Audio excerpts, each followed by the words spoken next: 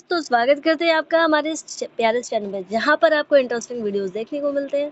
ठीक है, आज का जो हमारा टॉपिक होने वाला है वो unique feature of archegoniates in bryophytes. क्योंकि आर्चिगोनियड्स देखो फीमेल सेक्स ऑर्गन्स को हम कहते हैं, ये हम टेरिडोफाइट्स में भी पढ़ते हैं और जिम्नोस्पर्म में भी पढ़ते हैं। ठीक है, तो इसके बारे में जानते हैं। टोटल 8 पॉइंट से बहुत ज़्यादा लॉन्ग वीडियोस नहीं होंगी, 5 मिनट में कंप्लीट हो जाएगी बातें। ठीक है, और इसको साथ साथ लिखते चलना। ठीक है, चैनल पर नहीं आ तो सब्सक्राइब कर लेना। कमेंट में लास्ट में ज़रूर लिखना कुछ बातें मैं कहने वाली हूँ।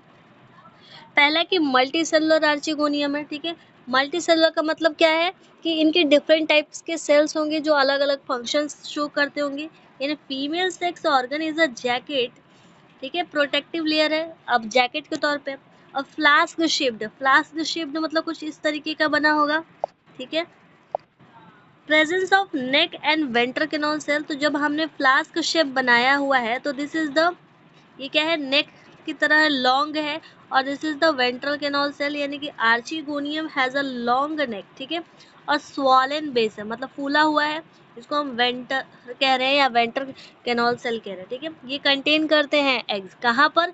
तो नेक में नहीं प्रेजेंट होगा, वो वेंट्रल कैनल सेल में प्रेजेंट होगा। ठीक है, इस बात को ध्यान रखना।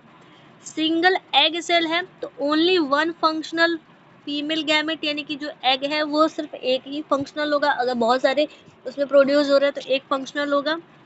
प्रोड्यूस्ड पर और आर्चिगोनियम, यानी कि कह रहा है कि एक आर्चिगोनियम एक सेल प्रोड्यूस करेगा, वो भी फंक्शनल होगा। ठीक है, अगर वो 4 प्रोड्यूस करता है तब भी उसमें से कोई एक ही ऐसा होगा जो फंक्शनल होगा, बाकी डिजेनरेट हो जाएंगे। ठीक है, इनमें जो नेक कैनल सेल्स होते हैं और वेंट्रल कैनल सेल्स होते हैं, ये कैसे होते हैं? तो दीज डिसइंटीग्रेट करते हैं maturity to form passes for sperm entry. क्यों होते हैं ये नेक कैनल सेल और वेंट्रल कैनल सेल? ताकि स्पर्म्स की एंट्री हो सके, स्पर्म को जाने का एक रास्ता मिल सके। अगर मान के चलो कि ये फ्लास्क जैसा है लेकिन ये बंद है, तो यहाँ से स्पर्म कैसे अंदर जाएगा? इसीलिए यहाँ पे ओपन है और यहाँ से स्पर्म एंटर कर सकता है। ठीक है, इसीलिए यहाँ पे नेक कैनल सेल और वेंट्रल कैनल सेल बने हुए हैं। ठीक है, देन वाटर डिपेंडेंट फर्टिलाइजेशन। क्योंकि हमने जाना है कि जो ब्रायोफाइट्स होते हैं ये amphibians of the plant kingdom होते हैं। ठीक, क्योंकि ये रहते तो ज़मीन पर है लेकिन इनको फर्टिलाइजेशन के लिए वाटर की ज़रूरत होती है। यानी क्या कह रहे हैं कि जो मोटाइल स्पर्म्स हैं वो रिक्वायर